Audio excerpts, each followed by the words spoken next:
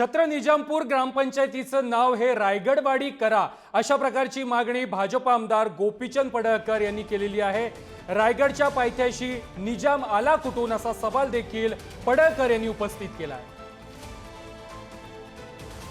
आपल्यासोबत आमदार गोपीचंद पडळकर सर आहेत। सर, काय सांगाल, तुम्ही मागणी केली आहे निजामपूर ग्रामपंचायतची नाव बदल करण्याची? हे बघा, आपल्या सर्वांच्या आस्थेचा विषय छत्रपती शिवाजी महाराज आहेत। छत्रपती शिवाजी महाराज नसते तर आपली परिस्थिती पूर्णपणे वेगळी असती। आता छत्रपती शिवाजी महाराजांनी हिंदवी स्वराज्य स्थापन केलं आणि त्या स्वराज्याची राजधानी रायगड आहे।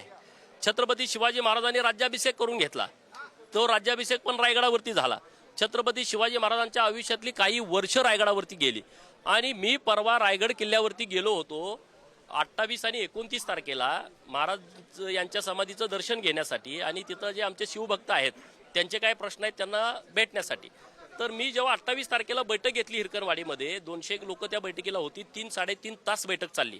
मी 7ला तिथं गेलो होतो, 10:30ला ती बैठक संपली।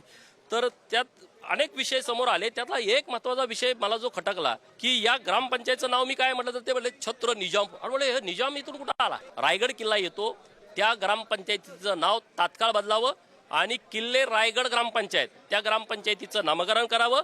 निजामपूर गावामध्ये ग्रामपंचायतचं जे कार्यालय आहे, म्हणजे कार्यालय इमारत पण आहे, ते कुठेतरी शाळेत आहे, ते बदलून रायगडवाडीमध्ये करावं, ही आमची रास्त मागणी माननीय मुख्यमंत्री महोदयांच्याकडे आहे। तसं पत्र मी घेऊन आलोय।